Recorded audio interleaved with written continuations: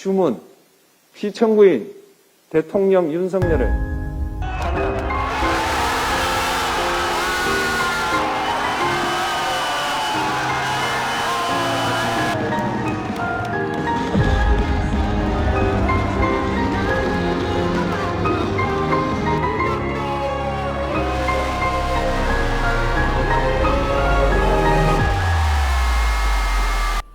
안녕하세요. 드디어 이런 날이 오네요. 오늘 오랜 기다림 끝에 드디어 국민의 위대한 승리가 확정됐습니다. 우리 논설위원들도 같이 모여서 TV 생중계를 보고 윤석열을 파면한다 이 얘기가 나오는 순간 같이 박수를 치지 않았습니까? 너무 기쁜 날이어서 이 의미, 이후 전망 할 얘기가 참 많습니다만은 오늘은 그래도 우리 국민들이 가장 궁금해할 대목이 뭔지 압축적으로 모아서 한번 얘기를 해봤으면 좋겠습니다. 먼저 오늘 선거 내용 다들 촉각을 기울이며 들었는데요. 어떻게 보셨는지 한번 얘기를 해볼까요? 많은 분들이 직접 들으셨기 때문에 저희들이 별도로 많은 설명이 필요할 것 같지는 않고요. 대신 가장 좀 인상 깊은 어떤 문장을 한번 짚어봤으면 좋겠습니다.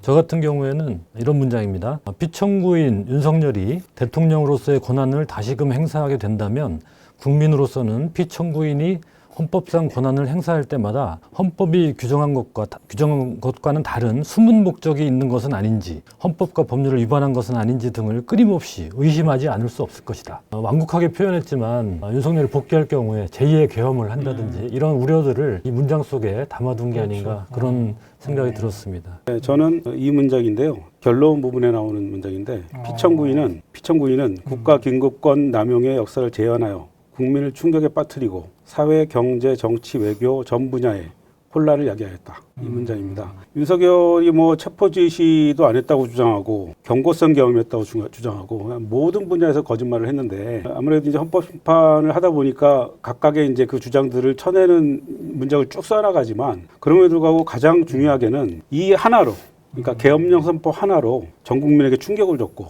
또 국민의 신뢰를 위반했다. 라고 헌재가 판단한 가장 중요한 문장이 아닌가 그렇게 생각합니다. 저도 상당히 줄친 부분이 많아서 고르기가 쉽지 않은데 사실 이번 그 판결문 자체가 굉장히 저는 명문이라고 생각이 되더라고요. 요점들을 잘 뽑아서 정리를 했다 보이는데 찾아보면 결국 저도 그 박영민 위원과 비슷한 같은 대목을 사실 할 수 있을 것 같네요. 그러니까 앞뒤를 좀 같이 보면 피청구인은 야당의 전횡과 국정위기 상황을 국민에게 알리고 호소하기 위하여 이 사건 계엄을 선포하였다고 주장하는 바 이는 본래 그러한 목적으로 행사할 수 없는 계엄 선포권을 여소야대의 정치 상황을 타개하기 위한 수단으로 이용하였다는 것과 다름이 없다. 이렇게 얘기를 하고 그러면서 말씀하셨던 그 대목을 하거든요. 가장 신중히 행사되어야 할 권한을 이렇게 행사한 걸 볼 때 만약 다시 대통령이 되면 늘 우리는 그걸 의심하지 않을 수 없을 것이다. 사실 많은 국민들이 그 윤석열이 다시 대통령직에 복귀해서 안 된다라는 생각을 갖게 된 게 말씀하신 대로 이게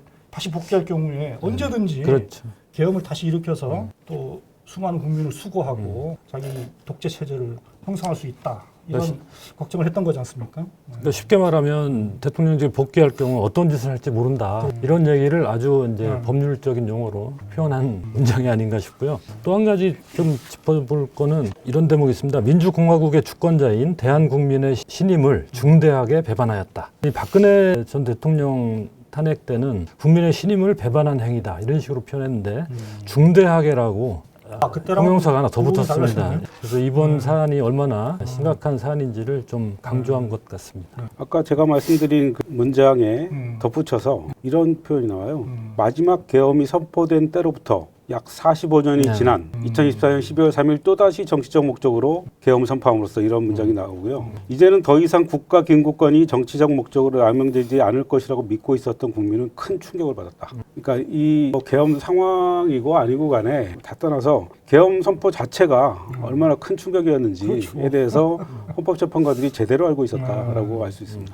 저도 같은 생각입니다. 사실 사람들이 과연 헌법재판관들도 우리랑 같은 생각을 할까? 우리처럼 이 절박하게 느낄까? 이런 걱정들을 했었는데 결국 헌법재판관들도 우리랑 똑같이 TV를 통해서 그 계엄의 밤을 봤던 사람들이고 똑같은 생각과 똑같은 걱정을 하고 있었다라는 것을 확인할 수 있었던 뭐 그런 판결이었던 것 같습니다. 제가 한 가지만 네. 좀 아쉬운 점이 있었는데요. 이 내란의 동기, 직접적인 목적이 무엇이었냐에 대해서 우리는 다 그렇게 짐작하고 있지 않습니까? 그 영태균 사건이라든지 여러 가지 그동안 저질러온 그 잘못된 행위로 인한 이것이 이제 가시화되고 수사로 이어지고 이런 상황에 대한 위기의식 이런 것들을 계엄을 통해서 덮으려 했던 게 아니냐. 이 부분에 대해서 물론 이게 직접적으로 이런 문제가 탄핵 심판 과정에서 제기되지 않았기 때문에 이 부분에 대해서 이제 헌재가 판단을 하진 않았지만 이를테면 윤석열 쪽이 주장했던 야당이 뭐 다수의 횡포를 부렸다. 윤석열이 비리된 듯이 이렇게 한 대목이 있죠. 네, 이런 거에 대한 위기의식이나 책임감 내지 압박감이 막중하였다고 하더라도 그래서 약간 인정하는 듯한 뉘앙스가 있었는데 사실 그거는 겉으로 내세운 것일 뿐이지 전혀 어떤 이번 내란의 내심의 목적 동기는 아니었을 텐데 이 부분을 좀 명확히 하지 않은 부분은 좀 저는 좀 아쉽게 다가왔습니다. 그렇죠.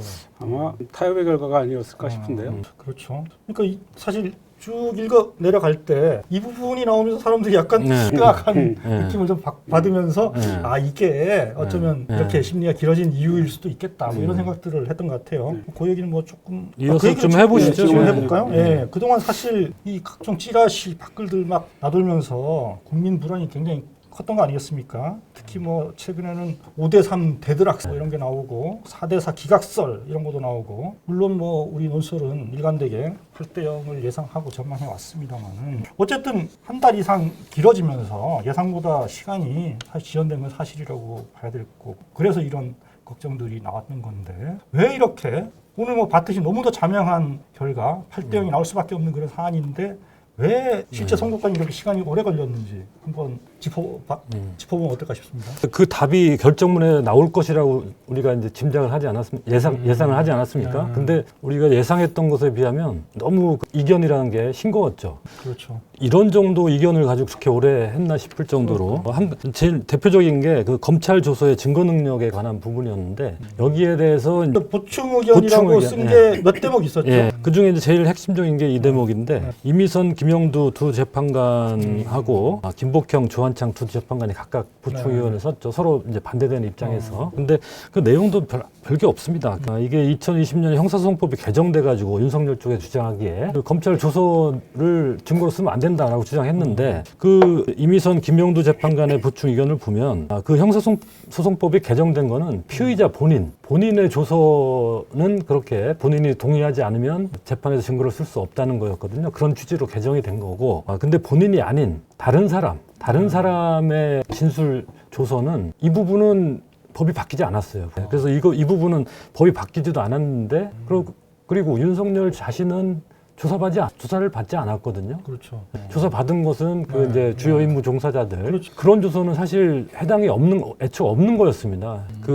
형사소송법 그 얘기를 한 개정과는 거예요? 형사소송법 개정과는 무관한 거였죠. 그래서 이 두 이미선, 김영도 재판관은 이 부분을 명확히 이제 지적을 한 거고 이번 사안과는 관계 없는 거였다. 그러니까 문제가 전혀 없었다는 거를 예. 확실히 강조한 예, 거예요. 거기에 대해서 이제 김복형, 조한창 두 재판관이 반대 의견이라고 쓰긴 했는데 사실상 내용을 보면 그것도 반대 의견이라고 할 만한 것도 아닙니다. 그러니까 이런 게 이제 어떤 헌법 재판을 빨리 해야 되는 그 신속성과 그다음에 뭐 어쨌든 재판이니까 공정성 두 가지 때문에 이런 주장들이 생기는데 이거를 보다 조화시킬 방안을 모색할 시점이다. 아주 그냥 온건한 의견을 낸 거에 불과하죠. 그러니까 사실상 뭐 큰 대립이 있었다고 보기는. 그러니까 이런 걸 이유로 들어서 각하시킬 수 있다 이렇게 얘기할 수는 전혀 없는 그렇죠. 상황이다. 주장 자체도 아주 강하게 대립했던 것 같지 않습니다. 그러니까 김복형, 조한창 재판관이 전문 증거, 그러니까 들은 말을 증거로 채택할 것이냐의 여부를 놓고, 그러니까 검찰 조서의 증거 능력, 그리고 국회 회의록의 증거 능력,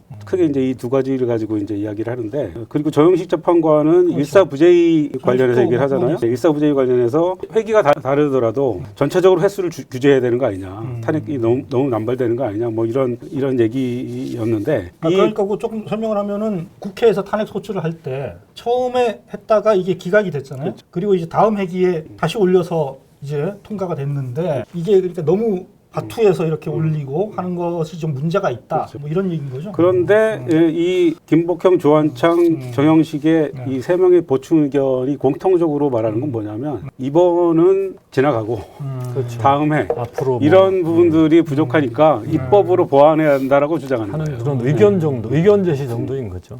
근데 왜 이 정도 의견들이 이건 사실 뭐 대립이라고 하기도 어려운데 왜 이렇게 길어졌는지는 여전히 좀 궁금합니다. 그러면. 아까도 잠시 언급이 됐지만 그래서 저는 오히려 그 본안 판단에 담긴 그 어떤 윤석열의 의도라든지 야당의 책임을 미루는 네. 이런 부분에 대해서 사실 상당수 재판관들은 그렇게 생각하지 않았을 것 같거든요. 일반적인 상식에 비추어도 그렇고. 하지만 이제 그런 부분이 결정문에 좀 담겼잖아요. 그렇죠. 이런 부분을 어느 정도 수위에서 담을 것이냐 말 것이냐 이런 논의가 좀 어떤 의견 충돌이 있었다면 있었던 사안이 사실 아닐까. 최종적으로 합의된 의견이 있고, 그러니까 탄핵을 인용한다는 의견이 있고, 거기에 이제 보충으로 쓴 의견이 이 정도인데, 이것도 사실은 조율된 거라고 저는 봐요. 처음에는 이제 절차적 문제잖아요. 이런 절차적 문제를 가지고 각하 혹은 기각으로 주장을 했을 것이라고 생각을 합니다. 처음에는. 처음에는 네, 그런 과정에서 설왕설래하면서 날짜가 미뤄지고 뭐 했을 가능성이 있다. 글쎄 그렇게 볼 수도 있겠는데 저는 저 부분에 좀 주목을 했어요. 그러니까 그 위헌 위법 사실 5가지로 그 쟁점을 정리한 부분에 대해서는 정말 일말의 그 이견도 없는 거지 않습니까? 모두가 다 전원일치로 사실 그 다 위헌이고 위법이다라고 사실 동의를 한 사안인데 그러니까 그런 점에서 저는 이미 본안에 대해서는 위헌 위법이고 파면돼야 된다라는 부분에 대해서는 이미 진작에 결론이 나왔을 거다. 다만 그 뒤에 그러니까 그래서 사실은 우리가 애초에 3월 11일, 14일 이 정도면 나올 거다라고 예상을 했던 거잖아요. 근데 이게 계속 미뤄지게 된 거는 이 본안에 대한 이견이 아니라 어쩌면 좀 정무적인 일부 재판관의 좀 정무적인 판단이 좀 깔려 있어서 이렇게 된 게 아닌가라는 의심을 좀 갖거든요. 그러니까 특히 지기현 판사가 석방 결정한 이후에 그 보수들이 막 기세 등등해지면서 이 전반적인 사회 여론이 확 한번 움직인 적이 있잖아요. 그런 상황에 좀 영향을 받았을 것 같기도 하고 무엇보다도 이재명 선고를 의식해서 좀 최소한 자기들이 속한다고 생각되는 그 진영에게 일정한 설득력을 가지기 위해서라도 그 이후에 할 필요가 있다. 이런 정도의 어떤 판단을 갖고 그 지금 나온 여러 몇 가지 사소한 사실 의견 대립을 계속해서 제기하고 끌어쓸 가능성이 있는 거 아니냐. 그렇죠. 저는 그런 생각이 좀 들더라고요. 그렇죠. 일단 피청구인 쪽과 국민의힘 쪽은 계속해서 탄핵 일정을 늦추려고 했잖아요. 그렇죠. 그래서 이 김복형, 조한창, 정영식 이 세 분 재판관한테는 일종의 압박이 있었을 거라고 봅니다. 그러니까 1차적으로는 이재명 항소심 재판, 선거법 항소심 재판 이후로 그게 이제 3월 26일인데 그 이후로 미뤄달라라는 압박이 있었을 거고요. 그리고 이재명 선고가 무죄로 나온 뒤에는 슬슬 4월 18일이 나왔잖아요.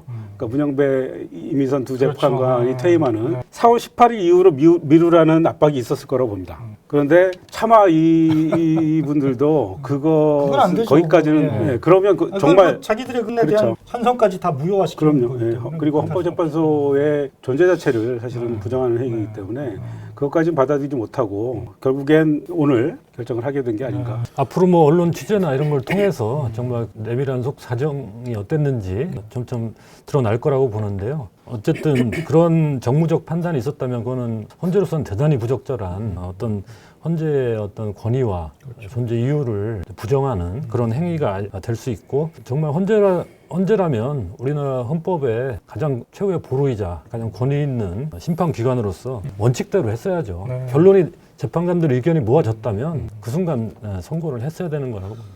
그러니까 그런 점에서 그러니까 오늘 뭐 굉장히 시원한 소식을 전해주긴 했습니다만은 그동안 우리가 불면의 밤을 이뤄왔던 그동안을 돌아보면 과연 헌재 시스템, 우리나라 사법 시스템을 이대로 믿고 가도 되겠느냐 뭐 이런 문제의식도 사실 꽤 올라오는 것 같아요. 그렇지 않나요? 네, 그러니까 이렇게 중요한 문제를 선출되지 않은 9명에게 맡겨놓고 우리가 지난 길게는 넉 달, 짧게는 한 달 동안 변론 끝나고 나서요. 얼마나 저 노심초사 조사를 했습니까? 그러니까 이게 대단히 비민주적인 시스템이거든요. 그러니까 왜 헌재가 이렇게 됐는지를 좀 역사적으로 좀 볼 필요가 있는데 87년 민주항쟁 당시에 직선제를 쟁취하면서 상대가 군부 독재였잖아요. 노태우 정권이었는데 여기는 혹시 야당이 자기를 탄핵할 수도 있고 뭐 하니까 그거를 완충지대를 만들기 위해서 헌법재판소라는 걸 고안해냈다는 거예요. 그래서 9명인데 9명이 대통령 3명, 대법원장 3명, 국회 3명이잖아요. 그렇죠.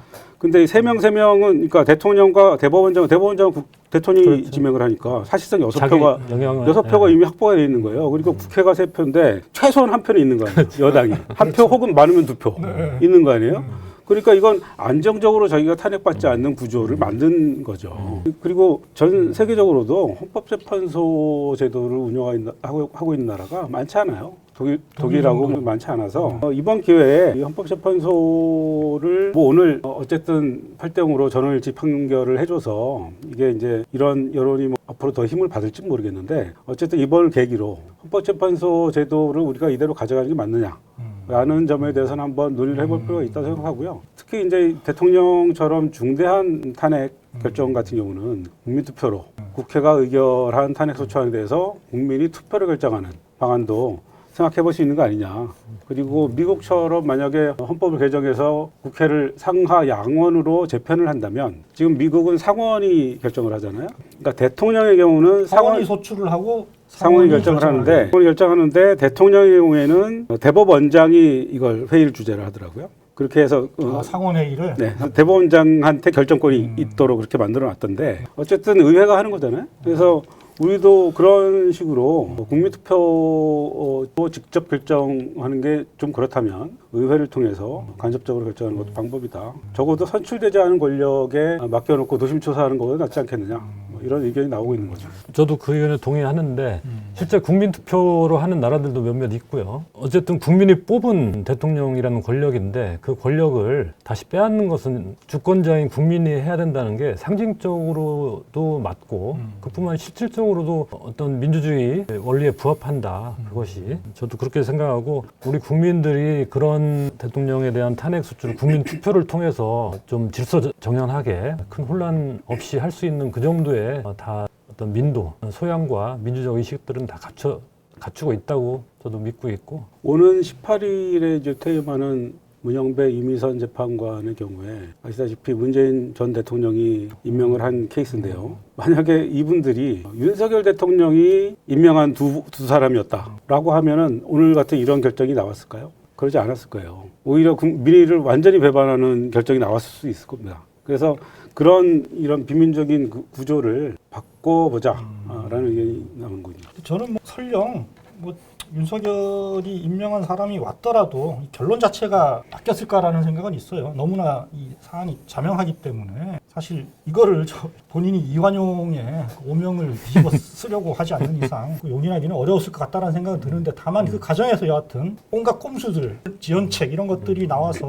국민을 정말 피를 말리는 일들이 계속될 수 있었겠다 이런 걱정은 좀 들고요. 다만 또 한편으로는 어쨌든 이렇게 일종의 중재기구를 둔 이유도 있긴 있는 거 아니겠습니까? 그러니까 국민 투표로 하게 되면 국민들 간에 직접적인 갈등과 때로는 뭐 충돌까지 일어날 수도 있는 상황이고 그래서 이걸 조금 좀 한 단계 건너뛰어서 좀 걸러서 볼 수 있는 뭐 그런 기관을 만들었다라는 의미는 있는 것 같은데 그러니까 결국은 또 국민의 어떤 의사가 직접적으로 반영되지 않는 귀족들, 사법 귀족들 우리 이재성 위원이 그런 표현 한번 쓰였죠. 사법 귀족들의 판결에 전적으로 맡겨지는 그런 약간 좀 비민주적인 그렇죠. 상황이 좀 발생하는 것 같기도 하고. 그래서 저는 한다라면은 독일식으로 그 헌재의 구성을 좀 바꿔보는 것도 뭐 의미가 있지 않을까. 뭐 그런 생각은 좀 드네요. 가령 독일 같은 경우는 꼭 이 판사 출신들로만 법률가들로만 임명하는 게 아니고 시민 사회의 입장을 반영할 수 있는 상식적인 사회의 원로들을 좀 포함시키지 않습니까? 그리고 뭐 대통령이나 대법원장이 임명하는 그런 재판관들이라고 하더라도 뭐 국회의 동의를 반드시 받도록 한다든지 이런 식으로 정말 좀 한쪽에 치우친 그렇죠. 그런 사람들이 재판관이 될 수 없도록 만드는 장치들도 필요하겠죠. 여하튼 뭐 이번 기회로 해서 국민의 의사가 민주적인 의사가 직접적으로 좀 반영될 수 있는 구조로 변화는 필요하다 이런 생각을 하게 됩니다. 자, 이제 지금까지 한번 그간의 과정을 한번 돌아봤고요. 이제 가장 많은 분들이 궁금해하실 내용이죠. 윤석열 그리고 윤석열과 사실상의 공동 정권을 운영해온 김건희의 운명은 어떻게 될 것인가?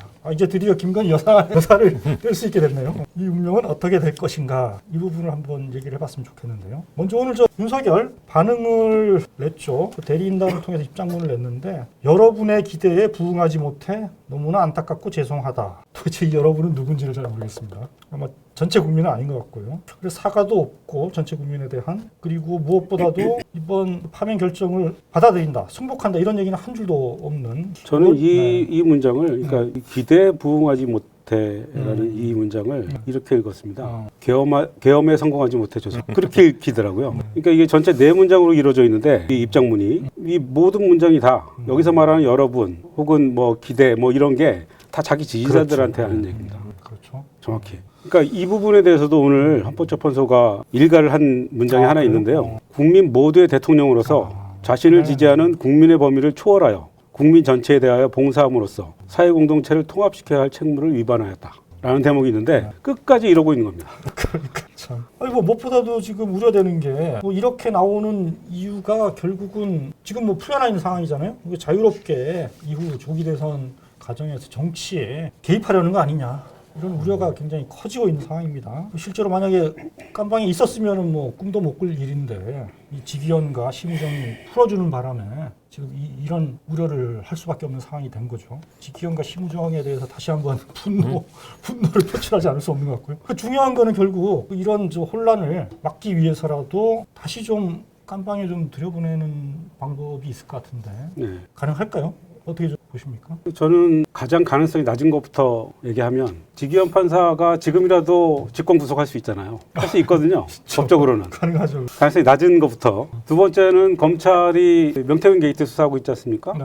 공천 개입과 여론조사 조작 수사 등 뭐 여러 가지가 많이 있는데 이걸로 정적을 칠 수도 있죠. 그리고 공수처가 최상병 사망 사건, 그리고 그것과 관련된 임성근 구명로비 의혹 사건도 수사하고 있잖아요. 이 사건의 핵심이 윤석열인데 구속영장 청구할 수 있죠. 그리고 마지막으로 가장 가능성이 높은 게 내란 특검이죠. 내란 특검을 얼른 출범시켜서 청구하는 방법이 있는데 지금 중요한 건 내란 혐의 수사가 윤석열 앞에서 막혀 있는 겁니다. 그렇죠. 윤석열 수사가 전혀 안 됐잖아요. 경호처 수사 안 됐고요. 네. 대통령 비서실 안 됐고 중대한 역할을 한 게 전혀 밝혀진 게 없고 노상원 수첩과 관련해서도 전혀 밝혀진 게 없죠. 그렇죠. 수첩 내용만 나와 있지 여기에 윤석열이 어떤 역할을 했는지 어디까지 개입했고 어디까지 준비했는지 이런 것도 뭐 전혀 안 돼 있으니까요. 그렇군요. 그러니까 내란 특주 이렇게 말씀하신 걸 보면 하여튼 내란 특검을 통해서 구속하는 게 가장 가능성이 높고 또 필요한 일이다 이렇게 말씀하신 것 같고요. 실제로 말씀하신 대로 지금 외환 부분에 대해서는 뭐 전혀 수사가 안 되고 있고 경호처 뭐 이런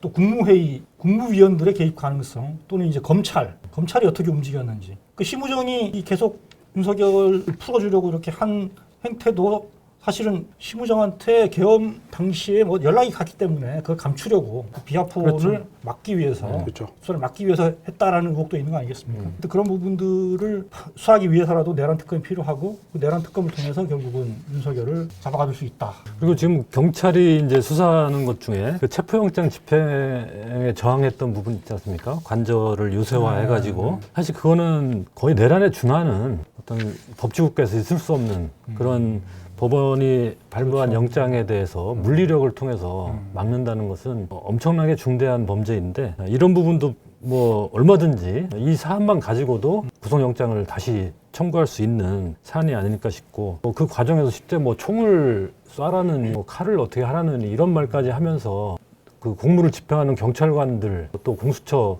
수사관 검사들을 대상으로 그런 물리력을 쓰게 했다는 것 자체는 뭐 폭동이나 마찬가지인 것이죠. 그런 사안도 얼마든지 신속하게 구속영장을 다시 청구할 수 있는 사안이라고 봅니다. 지금 윤석열은 출국 금지가 돼 있는데요. 내란과 관련해서 출국 금지가 돼 있는데 그럼에도 불구하고 저는 일단 윤석열이 밖에 나와 있기 때문에 충분히 밀항을 할 수 있는 자라고 생각을 합니다. 그래서 하루라도 빨리 구속을 해야 되고요. 그리고 김건희 같은 경우는 지금 입건이 된 게 없기 때문에 출국 금지가 안 돼 있어요. 근데 아시다시피 필리핀의 마르코스 이멜다 부부 미국으로 갔었잖아요. 미국으로 갔다가 마르코스는 죽고 이멜다는 다시 귀국을 해요. 그렇죠. 자식들 데리고 귀국을 해가지고 자기도 정치를 하고 애들도 정치를 해요. 그렇죠.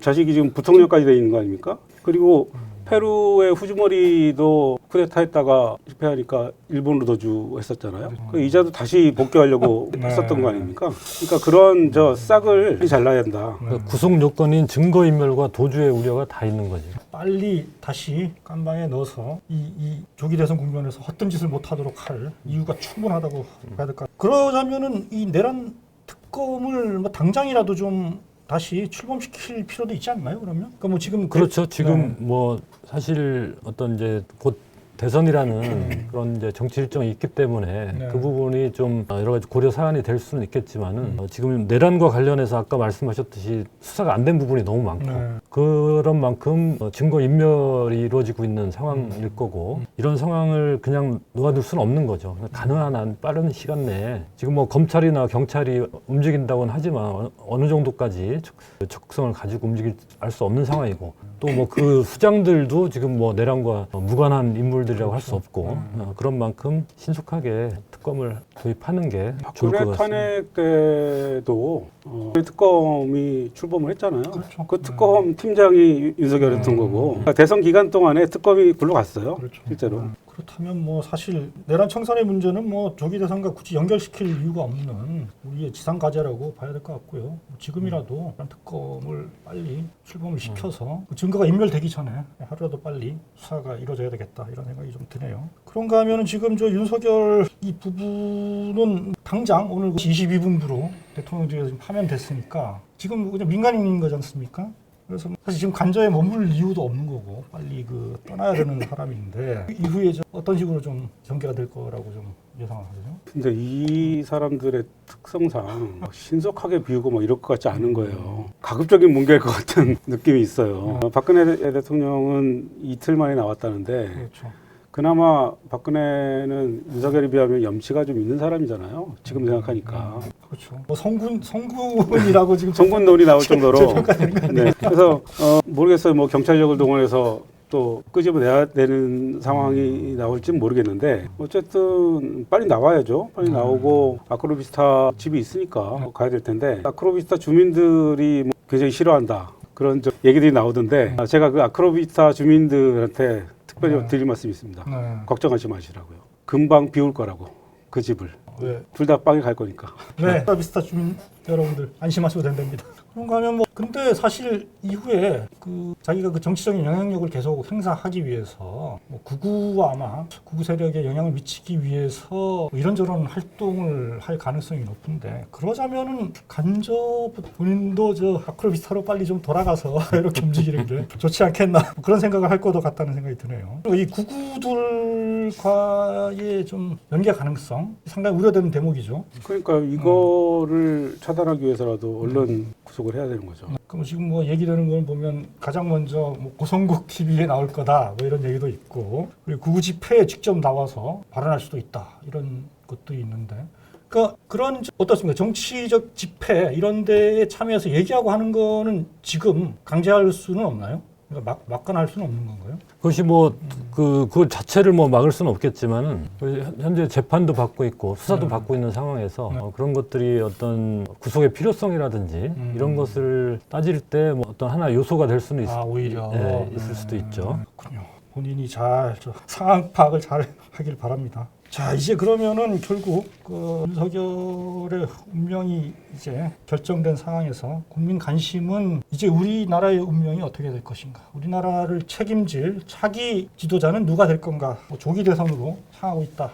이렇게 볼 것 같은데요. 이 국면에서 가장 지금 좀 그 선택의 어려움을 지금 겪을 쪽은 아무래도 야당보다는 여당인 것 같습니다. 이제 더 이상 여당이라고 하기 어렵죠. 국민의힘인 것 같습니다. 국민의힘에서는 뭐 그동안 탄핵에 반대하는 목소리가 워낙 크다 보니까 뭐 잠재적인 대선 주자들이 감히 조기 대선 뭐 운운할 여지가 없는 그런 상황으로 흘러왔는데 뭐 그러다 보니까 60일 안에 지금 치러져야 되는 이 대선에서 과연 국민의힘이 제대로 적응할 수 있을까 이런 얘기들도 나오는 것 같고요. 사실 지금까지 1위 했던 쭉 국민의힘에서 1위를 했던 김문수 장관 같은 경우도 이미 지지율이 빠지기 시작했었거든요. 그러니까 많이 나갈 땐 뭐 한 20% 정도까지 나오다가 지금 뭐 10% 이하로 떨어지는 조사들도 있거든요. 그러니까 이른바 보수의 결집도가 떨어지고 있는 것이고요. 오늘 이 파면 결정으로 인해서 뭐 더 떨어질 겁니다. 그러니까 극우의 결집력이라는 게 사실은 그렇게 별게 없었던 것이라는 게 아마 드러날 거고요. 그리고 그 다음에 이제 한동훈일 텐데 이 사람은 그러니까 일단은 이 사람 자체의 어떤 자질이라든지 뭐 정치인으로서의 소양 뭐 이런 거 차치하고 국민의힘 내부에서 너무나 인기가 없고 일단 뭐 배신자 프레임에 걸려 있잖아요. 그래서 국민의힘 내부에서 분위기가 형성이 되지 않고 있어서 그래서 이번에 이 파면 결정 혹은 헌법 심판에 대해서도 자기 입장도 못 내잖아요. 그쪽 눈치 보느라고. 그러니까 그럴 정도로 이 사람이 발이 묶여 있기 때문에 여기도 영향력을 가지기 어렵다. 그 홍준표, 오세훈 같은 경우는 유력한 대선 주자들이었는데 둘 다 명태균이라는 트랩에 걸려서 지금 거의 그러기 상태 아닙니까? 사실상 정치를 접어야 되는 상황. 특히 오세훈 같은 경우는 더 위험한 상황이 아마 벌어질 것 같은데 사실상 주자가 없는 상황이에요. 그러니까 주자가 없는 것도 그렇지만 사실 정치 도의적으로 후보를 내면 안 되죠, 국민의힘이. 이번에 보궐선거, 부부총장 선거에서 국민의힘이 후보를 안 내지 않았습니까? 그러니까 자기 당이 원인 제공을 했다. 그렇죠. 보궐선거에 원인 제공을 한 당이면 후보를 내지 않는 게 관행인 거죠. 이미 거기서 지켜진 거잖아요. 그러면 대선도 마찬가지로 그 관찰해야 되는 거 아닙니까? 뭐 사실 오늘 국민에서 의총을 했는데 여기서도 뭐 일부 소장파에서는 우리가 낼 자격이 있느냐, 후보를 내면 안 된다, 뭐 이런 의견도 나왔다고는 하네요. 물론 뭐 대다수는 탄핵 찬성한 의원들을 성토하는 분위기였다고는 하지만 어쨌든 이런 양심적인 목소리도 있는 것 같습니다. 국민의힘이 어쨌든 내란 직후만 해도 지도부는 그래도 어느 정도 윤석열과 거리를 두려고 하는 그렇죠. 듯한 외양을 보였고 그랬는데 갈수록 점점 더 극우 쪽과 거리를 좁히면서 그런 처신을 해왔던 게 이제 본격적인 이제 대선 국면에서는 스스로 발목을 잡게 되는 것이다. 그렇게 볼 수 있을 것 같고요. 사실 뭐 극우들이 그동안 요 몇 달 사이 아주 격렬히 발호를 했는데 사실 저는 그렇게 봅니다. 이런 극우의 준동도 윤석열이 만들어낸 어떤 일시적 허상에 가깝다. 비정상적인 현상이었을 뿐이다. 지금 이제 윤석열이 탄핵된 마당에는 이러한 극우의 어떤 응집력이라든지 아니면 공격성이라든지 이런 것도 머지않아 힘을 잃게 되지 않을까. 저는 그렇게 보고 있습니다. 그거를 보여주는 게 이번 보궐선거죠. 그렇죠. 거제에서 PK에서도 거의 60% 가깝게 민주당 후보가 이겼잖아요. 그러니까 우리가 여론조사로 보는 여론과 실제 바닥 여론은 다르다는 걸 이번 선거에서 확인한 겁니다. 그렇죠. 거제도 그렇고 충남 아산이었나요? 아산. 네. 그리고 여기도 다 18%포인트 차로 민주당이 이겼더라고요. 부산 교육감은 국민의힘 계열의 후보가 둘이나 나왔는데 둘을 합쳐도 김석준 후보를 못 이기잖아요. 그러니까 저변에 탄핵 민심은 도도했다.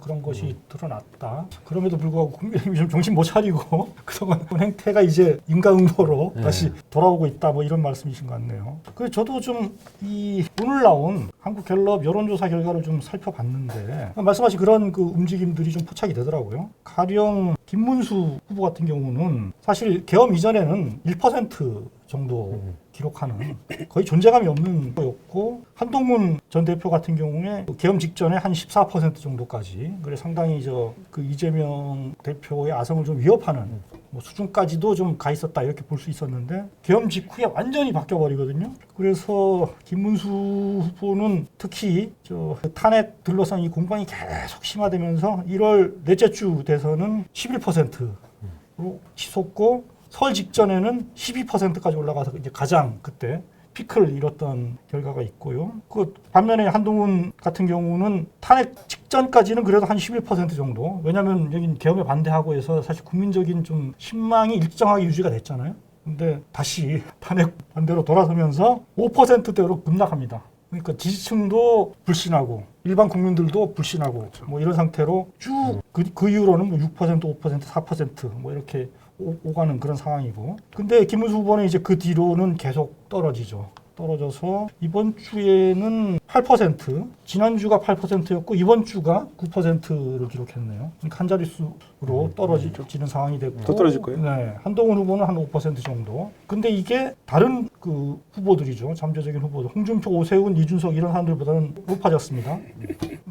오세훈은 뭐 2% 오늘 기록을 했고 홍준표 4% 정도. 뭐 이런 걸로 봤을 때 아마 이후 양강 구도로 어쨌든 좀 재편되지 않겠나. 뭐 이런 전망을 해볼 수 있을 것 같습니다. 김문수와 한동훈 갈 것 같은데 친한계 쪽에서는 이제 이런 식의 희망 회로를 좀 돌리는 것 같던데 보면은 지금 국민의힘 지지층 그러니까 이런 거 보수층에서도 차기 정치 지도자 선호도를 조사를 하면은 의견을 유보하는 비율이 한 40% 정도 된단 말입니다. 이 40%는 그런데 아마도 탄핵 이후에는 극렬한 그 윤 지지층과 달리 좀 현실적인 선택을 할 가능성이 있다. 그랬을 때 가장 그나마 탄핵에 찬성했으면서 그 대중적인 확장성을 가지는 후보 쪽으로 이동할 거다. 그거는 뭐 유승민은 아니니까 사실 유승민은 아니니까 한동훈일 수밖에 없다. 그렇게 되면 아마 한동훈이 쭉쭉쭉 치고 올라가서 김문수를 꺾을 수 있을 거다. 이런 식의 그 희망적인 그 전망을 친한 쪽에서 내놓고 있고 반면 또 친윤계를 비롯한 당내 다수파에서는 여전히 그렇게 급변침을 하지 못할 거다. 그리고 어쨌든 당 다수가 현재까지는 그 윤석열 탄핵 반대에서 계속 지내왔기 때문에 이후에 급변침을 할 수가 없고 그런 관성이 이어지면서 결국은 김문수가 후보가 될 수밖에 없다. 이런 저 두 가지 전망이 좀 부딪히는 것 같습니다. 저는 뭐 그래도 이왕이면 국민의힘이 만약에 물론 뭐 후보를 안 내는 게 사실상 뭐 도의적으로 맞다고 봐야겠지만 그래도 후보를 낸다라면은 조금이라도 자기 살 길을 찾자라면은 결국은 김문수로는 안 된다. 아마 이런 쪽으로 움직이지 않을까. 그런 전망을 한번 조심스럽게 해볼 수 있을 것 같습니다. 어떻게 보세요? 저는 뭐 그러나 저러나 둘 다 지리멸렬하기 마찬가지일 거라고 생각을 하는데 저는 김문수 쪽으로 정리될 가능성이 더 높다고 봐요. 그렇군요.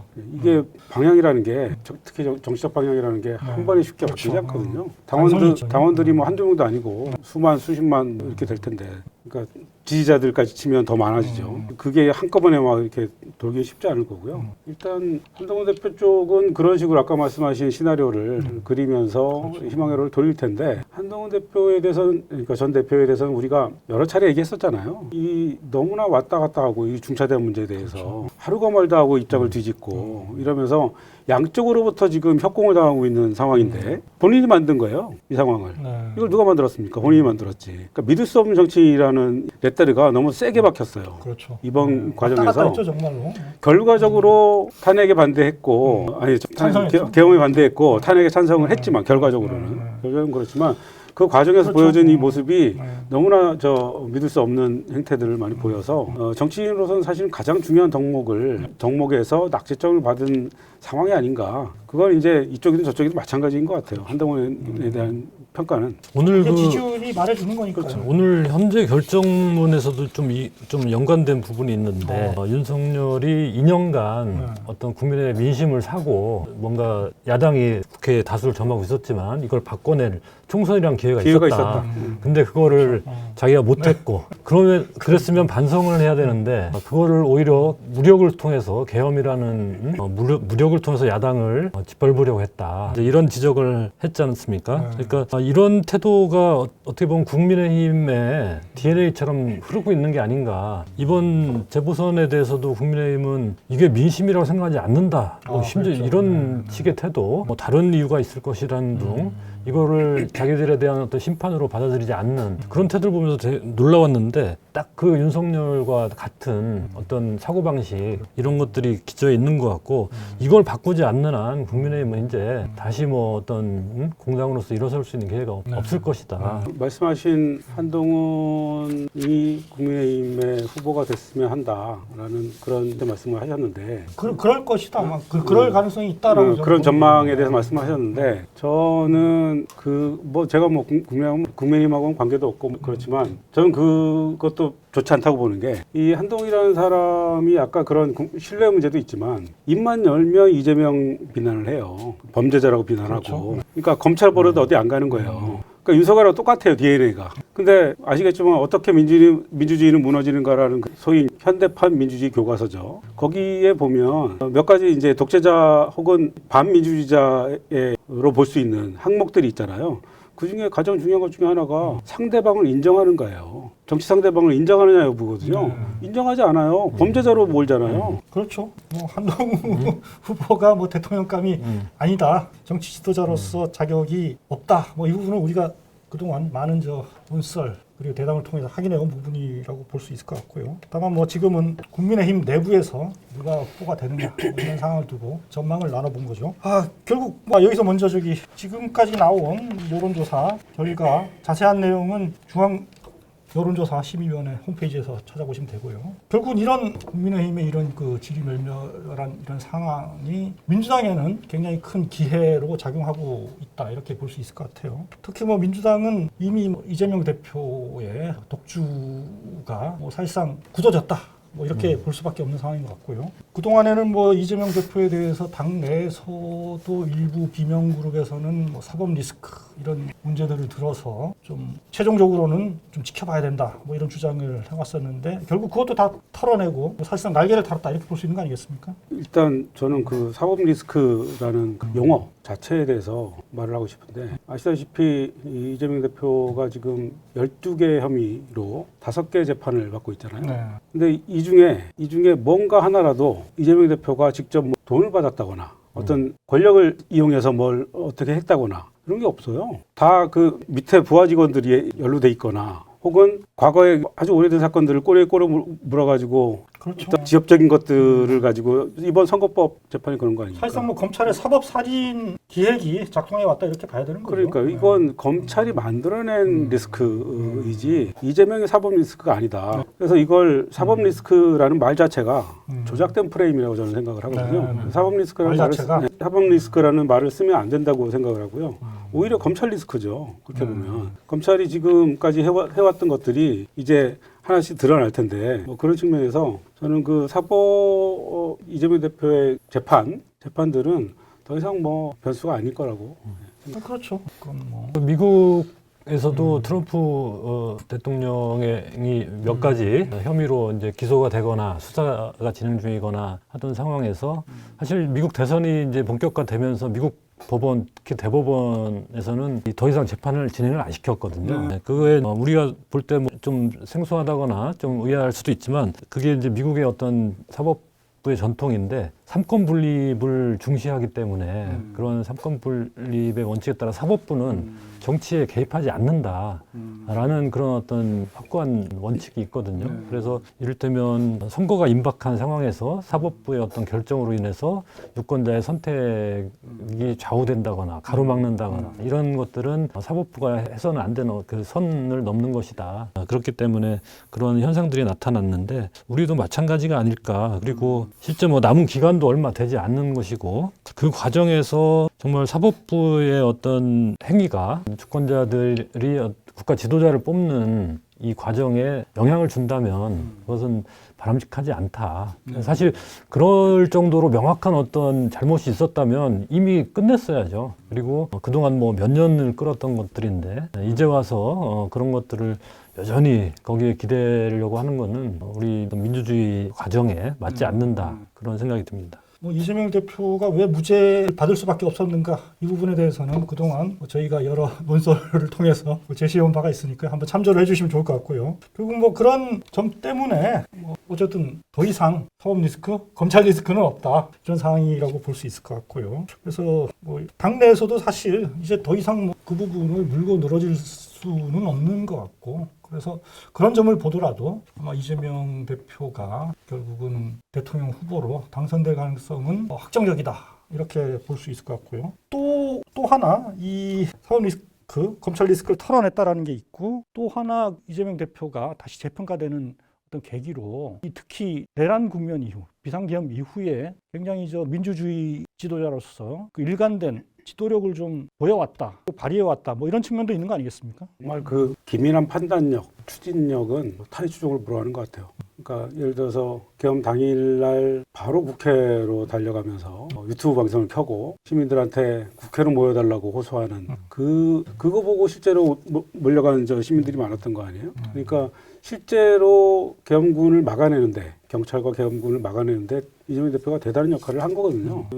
또한 그런 급박한 시기에 그런 정확한 판단을 하고 솔선수범할 수 있고 하는 그런 어떤 리더로서의 자질 뭐 이런 게 한 번 더 확인이 된 거 아닌가? 정말 그 급박한 상황에서 그런 그 판단력을 보였더라는 것도 뭐 사실 이재명 대표가 그래서 높게 평가받는 뭐 그런 근거로 지금 작동하고 있는 것 같고요.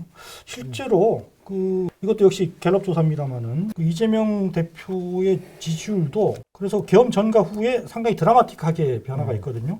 그래서 계엄 전에는 뭐 최대로 나왔을 때가 29%, 11월 1주 이 정도였는데 그 계엄 있고 나서 바로 37%로 확 치솟습니다. 그리고 그 이후로는 지금까지 줄곧 30%대를 유지하고 있고 뭐 압도적으로 1위를 기록하고 있죠. 이번 주에도 34%. 다른 국민의힘 그 잠재적인 후보들을 다 합쳐도 이재명에 미치지 못하는 뭐 그런 상황이 벌어지고 있는 데는 그런 데 대한 평가가 자리하고 있는 것 같습니다. 그런가 하면 또 이른바 선거 전략이죠. 국민의힘 주자들이 묶여있는 사이에 혼자서 사실 좀 굉장히 자유롭게 움직였던 거 아닙니까? 뭐 조기 대선을 염두에 두고 뭐 정치 지도로서 제 어떤 지도력을 좀 자리매김하는 그런 행보, 강폭 행보를 좀 선보여 왔고 그 과정에서 특히 중도화, 보수화, 보수까지 좀 포괄하는 그런 정책적인, 정치적인 그 스탠스를 좀 취했고 이것도 뭐 정치적으로는 어느 정도 효과를 좀 발휘하고 있다. 뭐 이렇게 좀 볼 수도 있을 것 같아요. 특히 그 국민의힘이 아까 말씀드렸지만 계속 극우화하면서 좀 합리적인 보수, 중도 보수라고 할 수 있는 유권자들이 사실 위탁할 정당이 사실 사라진 셈이죠. 어느 정도 합리적인 생각을 가진 분들이라면 저런 모습의 국민의힘을 지지할 수는 없을 테고 이런 어떻게 보면 이제 그동안 지지해왔던 정당을 잃어버린 층이라고 할 수 있을 텐데 그런 쪽에 대한 좀 더 포용력을 좀 넓히는 차원에서 이재명 대표가 그런 움직임을 보이고 있는 게 아닌가 싶은 생각도 들고요. 그러니까 좀 명확한 어떤 그 타겟을 두고 정치적인 타겟을 두고 움직였다 이렇게 보시는 거군요. 그러니까 보수의 그렇죠. 그 빈자리.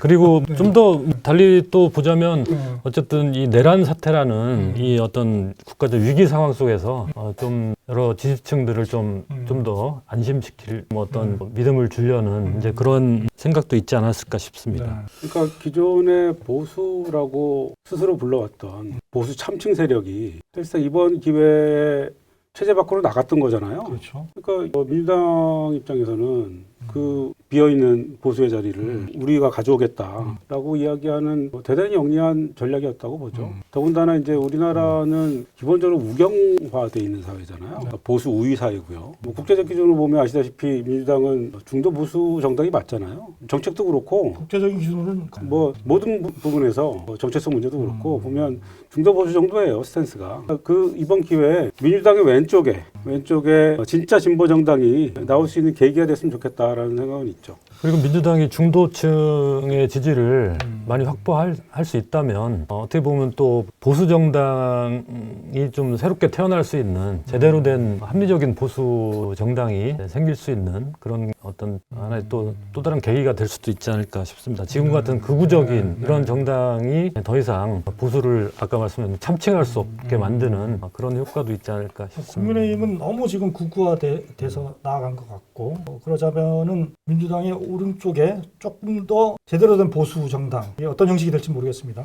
국민의힘이 정말 탈퇴해서 될 수도 있고 아니면 갈라져 나오는 뭐 세력들이 그 자리를 차지할 수도 있고 또 민주당은 여하튼 그 중도 그리고 보수까지 아우르는 어떤 그런 영역을 차지하면서 동시에 그 왼쪽에는 제대로 된 또 진보 정당이 필요하다. 뭐 이런 말씀이신 거네요. 네. 사실 배출한 대통령 2명이나 탄핵된 정당이 더 이상 국민의 지지를 요구할 수가 있겠습니까?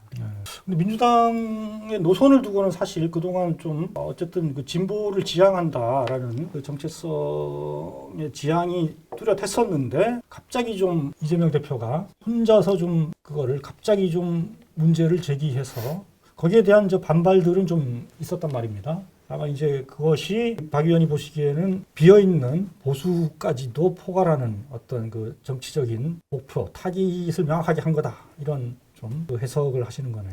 대통령제가 유지되고 결선 투표가 없는 상황이 계속된다면 뭐 쉬운 일은 아니겠지만 저는 장기적으로는 민주당이 보수 정당이 되고 민주당보다 더 왼쪽의 정당이 진보 정당이 돼서 좀 우리나라 전체가 좀 더 왼쪽으로 이동하는 게 맞지 않나 싶은 생각이 들어요. 그래서 건설적인 경쟁을 하게 한 네, 그 유럽식 모델이 되겠죠. 그렇게 되는 게. 알겠습니다. 그럼 그 부분은 뭐 이후에 상황들을 좀 살펴보기로 하고요. 자, 그러면 오늘 이제 마지막 주제를 좀 얘기를 해보면 좋을 것 같습니다.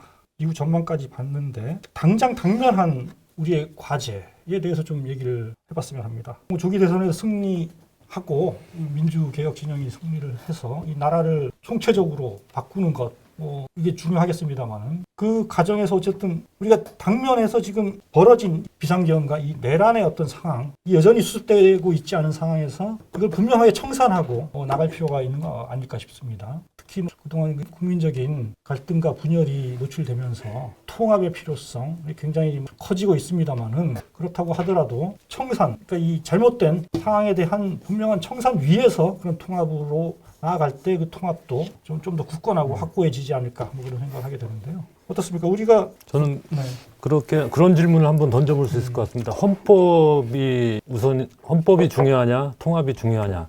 물론 뭐 그 모두가 중요하고 서로 모순되지 않는 두 가치일 것 같지만 지금 상황에서는 또 약간 서로 다른 의미를 가질 수도 있을 것 같습니다. 헌재가 오늘 결정을 내렸듯이 윤석열의 그 비상계엄은 그야말로 헌법을 파괴한 행위였고 민주주의와 양립할 수 없는 그런 행위였는데 그것을 옹호하고 뭐 적극적으로 동참했다거나 아니면 사후적으로라도 옹호했다거나 지지했다거나 이런 어떤 세력들과 명확히 어떤 그 결별 내지는 그 단죄 내지는 응징 이런 것이 없이 과연 통합을 한다는 게 어떤 의미가 있을까? 그러면 결국은 헌법을 지우고 통합하자 이런 뜻이 될 텐데 그것은 맞지 않다. 저는 그렇게 생각이 들고요. 그래서 이번 내란과 관련돼 있는 혹은 거기에 어떤 조금이라도 책임이 있는 어떤 공직자라든지 공적 인물들은 반드시 거기에 해당하는 합당한 처벌, 응징을 받아야 된다 이렇게 생각합니다.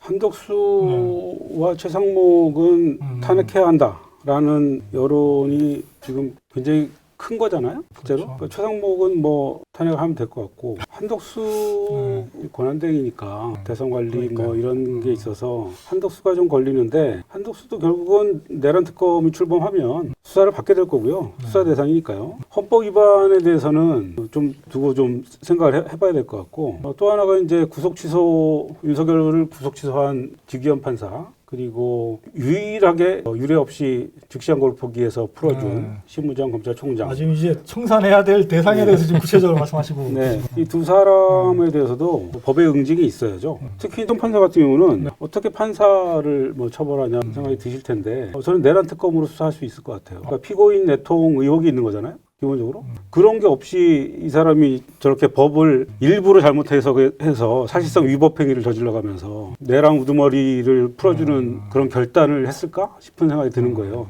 내통 의혹이 있을 거고 합리적인 의심을 하고 있는 겁니다. 그리고 이걸 뭐 법리적으로는 직권남용일 테니까 지금 법 왜곡죄가 없어서 직접 처벌은 못하지만 다른 방식으로 얼마든지 수사할 수 있다. 그리고 신무정 총장 같은 경우도 수사해야 되는 거죠.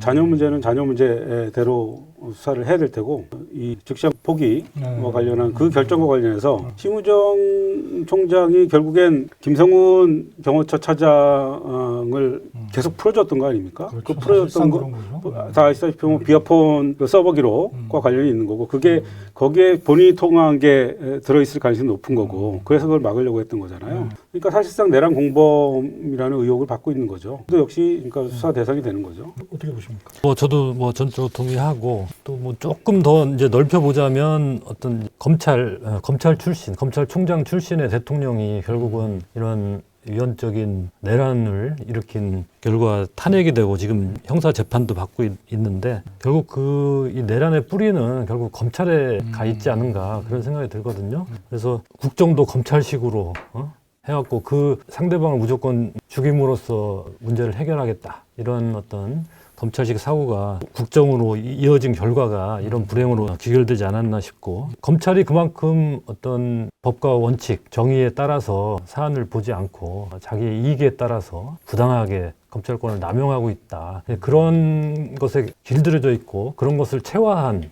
윤석열이라는 인물이 결국은 이런 상황에까지 오게 된 것이고, 그것은 곧 검찰의 문제가 무엇인지를 극명하게 드러내준 하나의 사건이다. 이런 차원에서 검찰에 대한 개혁, 이것도 사실 내란에 대한 어떤 후속 조처의 하나로서 의미가 있다고 생각이 듭니다. 굉장히 중요한 말씀으로 들리네요. 이 내란의 뿌리가 검찰에 다 있을 수 있다 이런 말씀이잖아요. 그거는 사실 미처 생각해보지 못한 부분인데 이번 기회에 여실하게 드러난 거죠. 검찰 자체가 내란 세력이라는 게 드러난 거고요.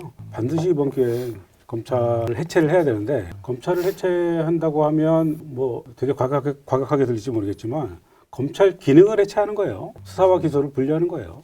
다른 게 아닙니다. 그렇죠. 뭐 수사 기능은 사실 뭐 중수청이나 이런 걸 통해서 얼마든지 그 보완해 나갈 수 있는 측면이니까요. 검찰 자체를 뭐 없앨 수는 없는 거고. 검찰 기능을 없앨 수 없는 거니까. 공소, 수사를 제외하고 자유로 남용할 수 있는 수사권을 제외하고 기소권을 한정하는 방식으로 해나갈 수 있죠. 그리고 더 바란다면 기소에 시민이 참여할 수 있는 기소 대배심이 도입되면 좋겠다는 생각을 합니다. 그렇군요. 저는 그 사법 시스템과 관련해서 잠깐 말씀하셨습니다만, 특히 도저히 납득할 수 없는, 심지어 위법적인 판단이 나오는데도 이걸 제어할 수 없는 어떤 지금의 이 상황, 여기에 대해서는 좀 어떤 식으로든 해결책이 좀 필요하다 이런 생각이 좀 듭니다. 지금 판사 같은 경우는 사실 그 형사소송법의 문구 자체를 어긴 거잖아요. 그 본인이 그 법을 만들어서 창의해서 처음으로 적용한 건데, 이런 위법적인 그 결정조차도 우리가 제대로 바로잡을 수 없다면, 바로잡을 수 없다면 도대체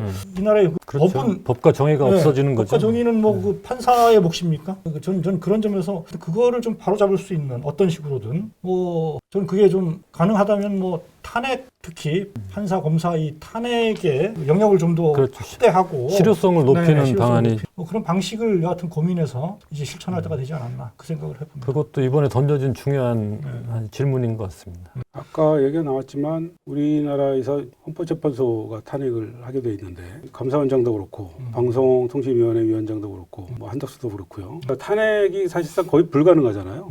윤석열처럼 이렇게 하지 않는 한, 직접 다 드러나게 하지 않는 한 탄핵이 너무 어렵게 돼 있어서 이 탄핵권을 국회로 가져오는 방안을 생각을 해보면 어떨까 싶은데, 예를 들어서 미국 같은 경우가, 그러니까 이 사법권이라는 게 제일 중요한 권력 중에 하나 아닙니까? 행정 권력보다 어떻게 보면 더 중요한 최종적인 권력 기관인데, 여러 가지로 중첩적인 견제 기능을 가지고 있더라고요. 그러니까 지방이죠. 주 스테이트 판사 같은 경우에는 선거로 뽑아요. 그렇죠. 판사를 선거로 뽑고 연방 판사는 여기는 대통령이 임명을 하지만, 어쨌든 이 선거로 뽑은 사람은 선거로 일단 견제가 되고, 그 다음에 판사 업무를 수행하는 데 있어서 어떤 그런 문제들은 또 의회가 탄핵을 합니다. 그 실제로 문제가 있는 판사들은 탄핵을 해요. 영국 같은 경우에는 1년에 뭐 20-30명씩 탄핵을 한대요, 판사를. 그렇죠. 근데 우리나라는 뭐 지금까지 역사상 한 명도 탄핵을 한 적이 없고, 실제로 그렇잖아요. 없고, 뭐 한다 그러면 사법권 침해, 사법권 독립 침해니 이런 비난이 나오는 거 아닙니까?